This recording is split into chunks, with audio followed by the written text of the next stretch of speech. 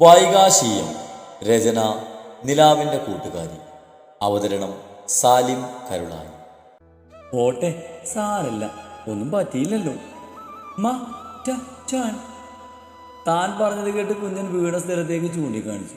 അവിടെ ഒറ്റടിക്കണം എന്നാണ് ആശാൻ പറയുന്നത്. അടിക്കാട്ടോ. അത് പറഞ്ഞ ആളെ സമാധാനിപ്പിക്കാൻ വേണ്ടി ഫ്ലോറിൽ 2 അടി കൊടുക്കുന്ന പോലെ കാണിച്ചപ്പോഴാണ് ആൾക്ക് ആശ്വാസമായത്. അമ്മയുടെ മുത്താണ്.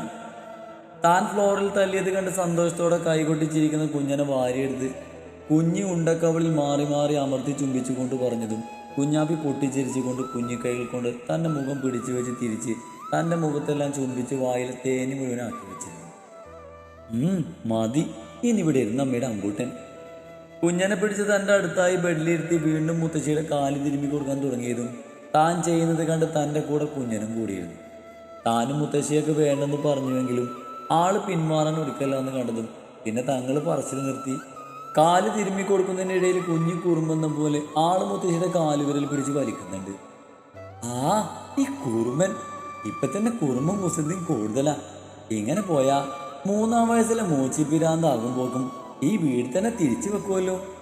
അമ്പൂട്ടൻ വിരൽ പിടിച്ച് വലിച്ചതും മുത്തശ്ശി കുഞ്ഞന്റെ കവളിൽ പിടിച്ച് വലിച്ചുകൊണ്ട് പറഞ്ഞതും കുഞ്ഞൻ വേഗം തന്നെ ചുറ്റിപ്പിടിച്ച് തന്നെ നെഞ്ചിലേക്ക് മുഖം പൊഴുത്തിയിരുന്നു. കുറച്ചു നേരം ഇരുന്നപ്പോഴേക്കും ആൾക്ക് ഉറക്കം വന്ന് തുടങ്ങിയിരുന്നു. കുഞ്ഞനെ മടിയിൽ ചേരിച്ച് കിടത്തിയതും ആള് വേഗം കാല് വായിലിട്ടതും കുഞ്ഞിക്കാല് കുഞ്ഞിന്റെ വായിൽ നിന്ന് എടുത്തു മാറ്റിയതും അതിനേക്കാൾ വേഗത്തിൽ വീണ്ടും കാല് വായിലിട്ട് തന്നെ ഒളിക്കണിട്ട് നോക്കുന്നത് കണ്ട് കുഞ്ഞാപ്പിയെ ഒന്ന് കൂർപ്പിച്ച് നോക്കി. ഇതെല്ലാം കണ്ട് മുത്തശ്ശി ചിരിക്കുന്നുണ്ട്. കുഞ്ഞുങ്ങളിങ്ങനെ കാല് വായിലിട്ടാ കൂട്ടിന് അടുത്ത ആള് പെട്ടെന്ന് ഉണ്ടാകുന്നാണ്. കുഞ്ഞനെ നോക്കി ചിരിച്ചുകൊണ്ട് മുത്തശ്ശി തന്നോടായി പറഞ്ഞു. അതൊക്കെ ചുമ്മാതെ പറയുന്നല്ലേ മുത്തശ്ശി. ചുമ്മാതെ പറയുന്നൊന്നും അല്ല, ചിലപ്പോൾ അതൊക്കെ സത്യാകും. ഇവന് കൂട്ടിന് ഒരാൾ വന്നത് നല്ലതല്ലേ? മുത്തശ്ശി പറഞ്ഞത് കേട്ടപ്പോൾ എന്തോ പോലെ തോന്നി. ഇതുവരെ താനും ദക്ഷും മറ്റൊരു കുഞ്ഞിനെ കുറിച്ച് ചിന്തിച്ചിട്ടില്ല. തങ്ങൾക്ക് ഇവൻ മതിയെന്ന നിലപാടിലാണ്. ഇനിയൊരു കുഞ്ഞ് വേണമെങ്കിലും അമ്പൂട്ടിന് ഇത്തിരി കൂടെ വളർന്നിട്ട് മതിയെന്നാണ്. കഴിഞ്ഞ ദിവസം ലക്ഷ്മി അമ്മയും അമ്പൂട്ടിനൊരു അനിയനോ അനിയത്തിയോ ഉണ്ടാകുന്നതിനെ കുറിച്ച് സൂചിപ്പിച്ചെങ്കിലും പെട്ടെന്ന് എന്തൊക്കെയോ പറഞ്ഞ് ഒഴിമാറുകയാണ് ചെയ്തത്. എന്താ മോളെ ആലോചിക്കുന്നത്? അതൊന്നുമില്ല മുത്തശ്ശി, ഇവ കുഞ്ഞല്ലേ, കുറച്ചുകൂടെ വലുതാവട്ടെ. അപ്പോഴേക്കും കുഞ്ഞൻ നെഞ്ചിൽ പരുതി ചിരുങ്ങാൻ തുടങ്ങിയതും കുഞ്ഞിനെയും തോളിലിട്ട് റൂമിലേക്ക് നടന്നു. ഇത്ര പെടുന്ന ബാറ്ററി ലോ ആയോ? കുഞ്ഞനെയും കൊണ്ട് ഹാളിലെത്തിയതും ഉറക്കം തൂങ്ങുന്ന കുഞ്ഞനെ നോക്കി പാച്ചു കളിയാൽ ചോദിച്ചതും അവനെ ഒന്ന് കൂർപ്പിച്ച് നോക്കി കിച്ചണിൽ പോയി കുഞ്ഞനുള്ള പാല് ഫീഡിംഗ് ബോർഡിലാക്കി റൂമിലേക്ക്. ഇന്നാണ് അജുവേട്ടൻ്റെയും അമ്മുവിൻ്റെയും എൻഗേജ്മെന്റ് ദിവസം. താനും ദക്ഷും ഇന്നലെ തൻ്റെ വീട്ടിലേക്ക് വന്നു. അത്യാവശ്യം ബന്ധുക്കളെ മാത്രം ക്ഷണിച്ചിട്ടുള്ളായിരുന്നു, പിന്നെ ഇരുവരുടെയും ഫ്രണ്ട്സിനെയും. അമ്മുവിനെ റെഡിയാക്കി തൻ്റെ ഡ്രസ്സിന് തുമ്പിൽ പിടിച്ചു നടക്കുന്ന കുഞ്ഞിനെയും ഇട്ട് റൂമിലേക്ക് നടന്നു. ആളുടെ ഡ്രസ്സ് മാറ്റി പുതിയതായി വാങ്ങിച്ച വാവാസോട്ട് ഇട്ട് കൊടുത്തു. ഷൂസും ഇട്ട് കൊടുത്ത് ആളെ റെഡിയാക്കി. പൗഡർ ഇട്ട് നെറ്റിയിൽ ആരുടെയും കണ്ണ് തട്ടാതിരിക്കാൻ അത്യാവശ്യം വലിപ്പത്തിൽ കൺമശി വിരലിൽ തൊട്ടെടുത്ത് പൊട്ട് തൊട്ട് കൊടുത്ത് ഒപ്പം മുഖത്തേക്ക് വീണ മുടിയെല്ലാം ചീകി കറുത്ത റബ്ബർ ബാൻഡ് കൊണ്ട് മുകളിലേക്ക് പിടിച്ച് കെട്ടിവെച്ച് കൊടുത്തു. ഇപ്പൊ ശരിക്കും ആളെ കണ്ട ഒരു ബൊമ്മക്കുട്ടിയെ പോലെയുണ്ട്. ആർക്കായാലും കണ്ട ഞെക്കി പൊട്ടിക്കാനെ തോന്നും. അത്രക്ക് ക്യൂട്ടായിട്ടുണ്ട്. എൻ്റെ കുഞ്ഞ് സുന്ദരനായിട്ടുണ്ട്. ഇനി അമ്മ റെഡിയാകട്ടെ, അതുവരെ കുഞ്ഞിവിടെ അടങ്ങിയിരുന്ന് കളിക്കണം കേട്ടോ. ഒരുക്കം കാണിച്ചതും കുഞ്ഞൻ്റെ കവളിൽ അമർത്തി ചുംബിച്ച് അതും പറഞ്ഞ് ആളെ ബെഡിലിരുത്തി ടോയ്സ് കൊടുത്ത് വേഗം ഡ്രസ്സ് മാറ്റി പുതിയ കുർത്ത എടുത്തിട്ട് മുഖത്തിത്തിരി പൗഡർ ഇട്ട് 2 ഭാഗവും അത്യാവശ്യം കട്ടിയിൽ എഴുതി നെറ്റിയിലൊരു സ്റ്റോൺ പൊട്ടിട്ട് സിന്ദൂര രേഖയിലെ പാതി മാഞ്ഞ സിന്ദൂരം ഒന്നുകൂടെ ചുവപ്പിച്ച് മുടി ചീകുമ്പോഴാണ് ദക്ഷ ഫ്രഷായി റൂമിലേക്ക് കയറി വന്നത്. ഇതുവരെ ഓരോരോ പണിയിലായിരുന്നു. കയ്യിലുള്ള തോർത്ത് കട്ടിലെ കാലിൽ വിരിച്ചിട്ട് പിന്നിലൂടെ തന്നെ വന്ന് ചുറ്റിപ്പിടിച്ച് തോളിലേക്ക് താടി വന്ന് നിന്നിരുന്നു. ദക്ഷ് മാറിപ്പോയേ, അവന്റെ കൈകളിൽ കിടന്ന് കുതിരക്കൊണ്ട് പറഞ്ഞുവെങ്കിലും ഒരു ഭാവമാറ്റവും ഇല്ലാതെ കണ്ണാടി കൂടി തന്നെ നോക്കി നിൽക്കുന്നത് കണ്ടതും കയ്യിലെ നഖം തൻ്റെ അടുപ്പിൽ ചുറ്റിപ്പിടിച്ച് അവൻ്റെ കൈകളിലേക്ക് ആഴ്ത്തിയതും അവൻ വേഗം തന്നെ പിടിവിട്ട് വേഗം തന്നെ പിടിച്ച് അവനെ നേരെ തിരിച്ചു നിർത്തി മുറുകെ പോണം. ദക്ഷ്, നീ കളിക്കാതെ തന്നെ വിട്ട്, അവർക്കിപ്പോൾ എത്തും. കഴുത്തിലേക്ക് മുഖം പൊഴുത്തി ദക്ഷിന്റെ മുഖം മാറ്റാനെന്ന മണം കഴുത്തിൽ അങ്ങോട്ടും ഇങ്ങോട്ടും ചലിപ്പിച്ചുകൊണ്ട് പറഞ്ഞുവെങ്കിലും അവൻ്റെ ഒരു കുരുക്കമില്ലായിരുന്നു. വന്നോട്ടെ, ഇപ്പോഴാണ് നിന്നെ അടുത്ത് കിട്ടുന്നത്. കഴുത്തിൽ മീശയിട്ടൊന്ന് ഉരസിക്കൊണ്ട് അവൻ പറഞ്ഞതും ഒന്ന് പിടഞ്ഞു പൊങ്ങി. കുതിരി മാറാൻ നോക്കിയെങ്കിലും അവൻ്റെ കൈകളുടെ മുറുക്കത്തിന് സാധിച്ചില്ല. ദേ, കുഞ്ഞു ബെഡിലാണ് കേട്ടോ, വീഴും, നീ മാറിപ്പോയേ. താൻ പറഞ്ഞത് കേട്ട് കഴുത്തിൽ നിന്നും മുഖമെടുത്ത് അതിരത്തിൽ അമർത്തി മുത്തി അവൻ ബെഡിലേക്ക് പോയിരുന്നു. അച്ചയുടെ കണ്ണാപ്പി പൊളിയായിട്ടുണ്ടല്ലോ. ദക്ഷി ബെഡിൽ നിന്ന് കുഞ്ഞിനെ ഇറുകപ്പുറന്ന് ആ ഉണ്ടക്കവളിൽ അമർത്തി മുത്തിയതും കുഞ്ഞൻ തിരിച്ചും ദക്ഷിന്റെ മുഖമെല്ലാം കുഞ്ഞു ചുണ്ടുകൾ പതിപ്പിച്ചു. മുടിയെല്ലാം ചീകി മുടഞ്ഞിട്ട് കുഞ്ഞന്റെ ഉണ്ണിവയറിൽ മുഖം പൂട്ടി കിടക്കുന്ന ദക്ഷിന്റെ അടുത്തേക്ക് പോയി അവനെ എണീപ്പിച്ച് അയൺ ചെയ്ത് വെച്ച് അവന്റെ ഷർട്ടും കസവും മുണ്ടും കയ്യിൽ കൊടുത്ത് കുഞ്ഞിനെയും എടുത്ത് എളിയിൽ വെച്ച് പുറത്തേക്ക് നടന്നു. കുറച്ചു നേരം കഴിഞ്ഞപ്പോഴേക്കും വീട്ടിൽ നിന്ന് എല്ലാവരും വന്നിരുന്നു. അവരുടെ ഫ്രണ്ട്സിന്റെ കൂട്ടത്തിൽ സ്വാതി ഉണ്ടായിരുന്നു. കഴിഞ്ഞ ദിവസം വിളിച്ചപ്പോൾ അവൾ ഉണ്ടാകില്ല, നിഖിലേട്ട് മാത്രമേ ഉണ്ടാകൂ എന്നാണ് പറഞ്ഞത്. തന്നെ കടന്ന് സ്വാതിയുടെ കയ്യിലിരിക്കുന്ന നാച്ചൂട്ടി ചിരിച്ചുകൊണ്ട് ചാടാൻ തുടങ്ങിയതും എടുക്കാൻ കൊതി തോന്നിയെങ്കിലും തൻ്റെ അമ്മയുടെ കയ്യിലിരുന്ന് തന്നെ നോക്കുന്ന അമ്പൂട്ടിനെ കണ്ടതും വേണ്ടെന്ന് വെച്ചു.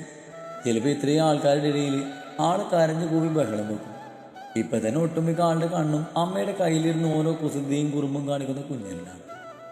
മോതിരമാറ്റത്തിനുള്ള സമയമായതും അമ്മുവിനെയും മഞ്ജുവേടനെയും വീടിന് മുന്നിലായി സെറ്റ് ചെയ്തിരുന്ന സ്റ്റേജിൽ കൊണ്ട് നിർത്തി പരസ്പരമുള്ള മോതിരമാറ്റം കാണിച്ചതും അജുവേടൻ്റെ അമ്മയുടെ സ്ഥാനത്ത് നിന്ന് ലക്ഷ്മി അമ്മയായിരുന്നു അമ്മുവിൻ്റെ കയ്യിൽ വളയിട്ട് കൊടുത്തത്.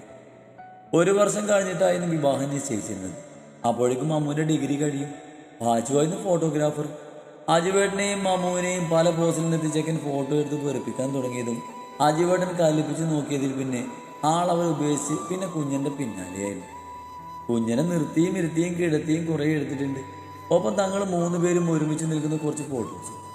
ഭക്ഷണം കഴിച്ചു കഴിഞ്ഞു. കുറെ കഴിഞ്ഞ് വന്നവരെല്ലാം തിരിച്ചു പോയിരുന്നു. കുറച്ച് കഴിഞ്ഞ് തങ്ങളും പോകാൻ ഇറങ്ങി.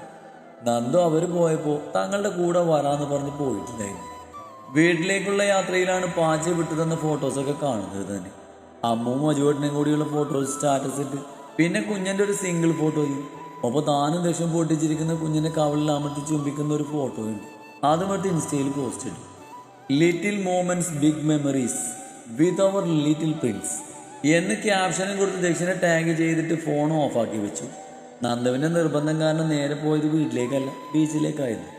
3 പേരും വെള്ളത്തിലിറങ്ങിയെങ്കിലും താൻ വെള്ളത്തിലിറങ്ങാൻ മടിച്ചു നിന്നെങ്കിലും നന്ദുവും ദക്ഷിണും തന്നെ വലിച്ചു കൊണ്ടുപോയി വെള്ളത്തിലിട്ടിരുന്നു.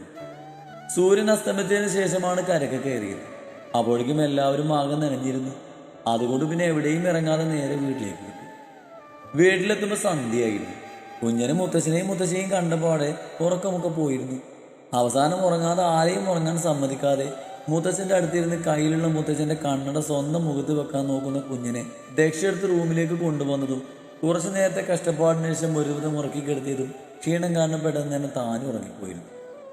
ഇതേ സമയം ഫോണിലുള്ള ഫോട്ടോസ് കാണുന്തോറും മാർഷൻ ദേഷ്യം കൊണ്ട് അടിമുടി വിറച്ചു. കാശിയിട്ട പോസ്റ്റിൽ വീണ്ടും വീണ്ടും നോക്കി നിൽക്കവേ അവന് ഭ്രാന്ത് പിടിക്കും പോലെ തോന്നിയതും കയ്യിലുള്ള ഫോണ് തറയിലേക്ക് എറിഞ്ഞ് മുടിയിൽ വിരൽ കോർത്തു വലിച്ച് നിലത്തേക്കിരുന്ന് മിടികളടച്ചതും ദക്ഷിണോടും കുഞ്ഞിനോടൊപ്പം സന്തോഷത്തോടെ നിൽക്കുന്ന കാശിയുടെ മുഖം തെളിഞ്ഞു വരവേ അവനിൽ നഷ്ടബോധം നിറഞ്ഞു. കയ്യിൽ കിട്ടിയ മാണിക്കത്തെ ആരുടേക്കോ വാക്ക് കേട്ട് വലിച്ചെറിഞ്ഞ് കാക്കപ്പൊന്ന് തേടിപ്പോയ താൻ വലിയൊരു വിഡ്ഢിയാണെന്ന് അവന് തോന്നി. ഇല്ല വൈകാശി, നീ എനിക്കുള്ളതാണ്. എനിക്ക് വേണം നിന്നെ. ആരൊക്കെ ഇല്ലാതാക്കിയാലും വേണില്ല, നിന്നെ എനിക്ക് വേണം. ഒരു ഭ്രാന്തനെ പോലെ സ്വയം പറഞ്ഞ് എന്തൊക്കെയോ മനസ്സിൽ കണക്ക് കൂട്ടി കയ്യിലുള്ള മദ്യക്കുപ്പി വായിലേക്ക് കമഴ്ത്തി കാലിയായ കുപ്പി എറിഞ്ഞിടിച്ചു. ശബ്ദം കേട്ട് അങ്ങോട്ട് വന്ന തൻ്റെ അമ്മ ജയന്തിയെ തള്ളിമാറ്റി ഒരു ഭ്രാന്തനെ പോലെ എന്തൊക്കെയോ പുലമ്പിക്കൊണ്ട് കാറിൻ്റെ കീമെടുത്ത് പുറത്തേക്ക് പോകുന്ന ഹർഷനെ അവർ കണ്ണിനോടെ നോക്കുന്നു. ഉച്ചയ്ക്ക് ഭക്ഷണം കഴിച്ച് റൂമിലേക്ക് ചെന്നപ്പോൾ കാണുന്നത് ബെഡിൽ ഷർട്ടിടാതെ കമിഴ്ന്ന് കിടക്കുന്ന ദക്ഷിണയെയും അവൻ്റെ പുറത്ത് കമിഴ്ന്ന് കിടക്കുന്നത് നിക്കർ മാത്രം ഇട്ടുറങ്ങുന്ന അമ്പൂട്ടിനെയാണ്. പതിയെ ശബ്ദമുണ്ടാക്കാതെ പോയി ദക്ഷിൻ്റെ പുറത്ത് കിടന്നുറങ്ങുന്ന അമ്പൂട്ടിനെ എടുത്ത് ബെഡിലേക്ക് നേരെ കിടത്തി നന്നായി പുതപ്പിച്ചു കൊടുത്തു. അപ്പോഴേക്കും ഉറങ്ങാതെ കിടന്ന ദക്ഷി മലർന്ന് കിടന്ന് തന്നെ പിടിച്ചു വലിച്ച് ബെഡിലേക്ക് ഇട്ട് അവൻ്റെ കരവലയത്തിലാക്കിയിരുന്നു. ദേഷ് അവനെ ചുറ്റിപ്പിടിച്ച് നെഞ്ചിലേക്ക് മുഖം പോയിക്കൊണ്ട് കിടന്നു. ആ, ഞാനിന്നലൊരു സ്വപ്നം കണ്ടു. എന്ത് സ്വപ്നം? അത് പിന്നെ നമ്മുടെ കുഞ്ഞിന് അവകാശം പറഞ്ഞ് ആരൊക്കെയോ വരുന്നതും അവനെ നമ്മുടെ അടുക്കൽ നിന്ന് കൊണ്ടുപോകാൻ ശ്രമിക്കുന്നതും. സ്വപ്നമല്ലേ, അങ്ങനെ പലതുണ്ടാകും. എനിക്കത് മനസ്സിന് പോകുന്നില്ല. കുഞ്ഞൻ ആരാ കാശി നമ്മുടെ അടുത്ത് നിന്ന് കൊണ്ടുപോകുക? അവൻ നമ്മുടേതല്ലേ. നീ അത് ഓർത്തിരിക്കാതെ വേറെ എന്തൊക്കെയുണ്ടെന്ന് നമുക്കിപ്പോൾ ആലോചിക്കാൻ. എന്താലോചിക്കാൻ? ദക്ഷി പറഞ്ഞത് കേട്ട് അവൻ്റെ നെഞ്ചിൽ നിന്ന് മുഖം ഉയർത്തി അവനെ നോക്കിക്കൊണ്ട് ചോദിച്ചു. ഇവിടെ വന്നതിൽ പിന്നെ നിന്നെ ശരിക്കും അടുത്ത് കിട്ടിയിട്ടില്ല. കുറച്ച് ദിവസമായിട്ടേ ഞാൻ ഫുള്ള് പട്ടിണിയിലാണ്. അതെങ്ങനെ? നിനക്കിപ്പോൾ എൻ്റെ കാര്യത്തിൽ ഒരു ശ്രദ്ധയില്ല കേട്ടോ. കവളിൽ കടിച്ചുകൊണ്ട് അവൻ പറഞ്ഞതും കൂർപ്പിച്ച് നോക്കിയതും മധുരങ്ങൾ അവൻ പൊതിഞ്ഞിരുന്നു. പെട്ടെന്ന് ഡോറിൽ തട്ടി നന്ദുവിനെ വിളി കേട്ടതും ദക്ഷിണ തള്ളി മാറ്റി വേഗം എണീറ്റ് പോയി. കൂട്ടിപ്പിശാച്ചി കൃത്യസമയത്തിന് എത്തിക്കൂടും. നന്ദുവിൻ്റെ കൂടെ താഴേക്ക് പോകുന്ന കാശിയെ നോക്കി പല്ല് കടിച്ചു. ഉറങ്ങുന്ന അമ്പുടിനെയും കെട്ടിപ്പിടിച്ച് കിടന്നു. വൈകിട്ട് എല്ലാവർക്കുമുള്ള ചായ എടുത്ത് വെച്ചിട്ടും ദക്ഷിണയും കുഞ്ഞിനെയും കാണാതെ വന്നതും പാച്ചുവിനോട് തിരക്കിയത് ഗാർഡനിലുണ്ടെന്ന് പറഞ്ഞത് കേട്ട് പോയി നോക്കിയപ്പോൾ കാണുന്നത് ഇട്ടിരിക്കുന്ന ഡ്രസ്സിലും മുഖത്തും ചാടിയാക്കി നിൽക്കുന്ന ദക്ഷിണയും കുഞ്ഞിനെയും കണ്ട് രണ്ടുപേരെയും ഒന്ന് കൂർപ്പിച്ച് നോക്കി. എന്താ അമ്പാടി ഇത്? പല പ്രാവശ്യം ഞാൻ പറഞ്ഞിട്ടില്ലേ ഇതുപോലെ മേലൊന്നും ചാടിയാക്കരുതെന്ന്? കുഞ്ഞനെ അടിപൊളി നോക്കിക്കൊണ്ട് എളിയിൽ കൈകുത്തിക്കൊണ്ട് ചോദിച്ചു. മാ മാ ഞു ച ച. കുഞ്ഞൻ നിഷ്കുഭാവത്തിൽ പറഞ്ഞത് കേട്ട് ദക്ഷിണ നോക്കിയതും അവൻ കുഞ്ഞൻ പറഞ്ഞത് കേട്ട് കിളിപാറി നിൽക്കുന്നത് കണ്ട് ചിരി വന്നെങ്കിലും അടക്കെ നിർത്തി അവനെ കണ്ണുരുട്ടി നോക്കി. അത് പിന്നെ കാശി, ഞങ്ങൾക്ക് ചെടി നട്ടതായിരുന്നു, അതിങ്ങനെയൊക്കെയാവുമെന്ന് വിചാരിച്ചില്ല. ഇങ്ങനെയാണ് ചെടി നടാറ്? കുഞ്ഞിൻ്റെ കോലം കണ്ടില്ലേ? ഇതൊക്കെ കഴുകി കളഞ്ഞിട്ട് ഉള്ളിലേക്ക് കയറിയാൽ മതി. Okay madam. കളിയായി അതും പറഞ്ഞ് ദക്ഷി കുഞ്ഞിനെയും പൊക്കിയെടുത്ത് തോളിലിട്ട് പുറത്തെ ബാത്റൂം ലക്ഷ്യം വെച്ച് നടന്നിരുന്നു. ദക്ഷിയും കുഞ്ഞിനും ഫ്രഷായി ഉള്ളിലേക്ക് വരുമ്പോൾ എല്ലാവരുടെയും ചായ കുടികൾ കഴിഞ്ഞിരുന്നു. ദക്ഷിനുള്ള ചായയും കുഞ്ഞിനുള്ള പാല് ഫീൽഡ് ബുഡാക്കി ദക്ഷിന്റെ കയ്യിൽ നിന്നും കുഞ്ഞിനെയും വാങ്ങിയെടുത്ത് തല തുവർത്താൻ തോത്തും മാറ്റാൻ ഡ്രസ്സും എടുത്ത് വന്നപ്പോഴേക്കും ആള് ഏറനോടെ ഓടിപ്പോയി മുത്തച്ഛന്റെ മടിയിൽ കയറിയിരുന്ന് മുത്തച്ഛന്റെ മുഖത്തുള്ള കണ്ണട കുഞ്ഞിക്കൈകളിലാക്കിയിരുന്നു. രാത്രി കിടക്കാൻ വേണ്ടി റൂമിലേക്ക് വന്നപ്പോൾ കേൾക്കുന്നത് കുഞ്ഞിന്റെ നിർത്താതെയുള്ള തുമ്മലാണ്. ആള് ദക്ഷിന്റെ ഫോൺ നോക്കി ബെഡിലിരിക്കുന്ന ദക്ഷിന്റെ നെഞ്ചിൽ ചാരിയിരിപ്പുണ്ട്. ഇടയ്ക്ക് തുമ്മുമ്പോൾ മൂക്കിൽ നിന്നും ഒലിക്കുന്നത് ദക്ഷി തുടച്ചു കൊടുക്കുന്നു. വീണ്ടും കുഞ്ഞൻ തുമ്മാൻ തുടങ്ങിയതും ബാഗിൽ നിന്നും പനിക്കുള്ള സിറപ്പ് എടുത്ത് 2 തുള്ളി കൊടുത്തു. ആൾക്ക് പനിച്ചാലെന്ന് പേടിച്ച് വളരെ ശ്രദ്ധയോടെയാണ് എല്ലാം ചെയ്യുന്നത്. കാരണം കുഞ്ഞന് പനി വരാതെ സൂക്ഷിക്കാനാണ് കുറച്ചു മുമ്പ് വരെ ചെക്കപ്പിന് പോയപ്പോൾ ഡോക്ടർ പറഞ്ഞത്. പനി വന്നാൽ ആൾ പെട്ടെന്ന് തളർന്നു പോകും. അതുപോലെ പൂർണ്ണമായും മാറാതെ വിട്ടുമാറി പനിച്ചുകൊണ്ടിരിക്കും.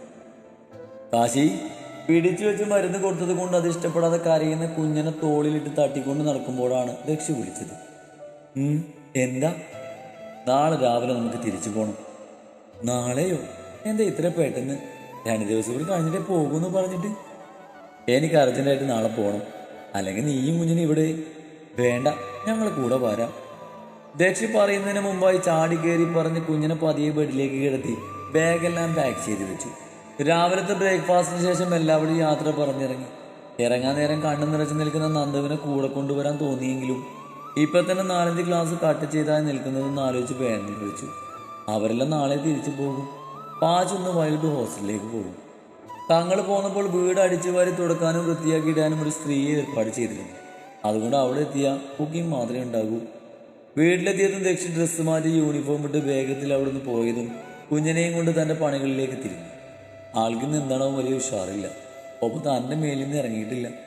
തങ്ങൾ വന്നതറിഞ്ഞ് കുഞ്ഞിനെ കാണാൻ ആൻറ്റി വന്നെങ്കിലും ആൾ ആൻറ്റിയുടെ അടുത്തേക്ക് പോയില്ല. അല്ലെങ്കിൽ ആൻറ്റിയെ കിട്ടിയാൽ മതിയായിരുന്നു.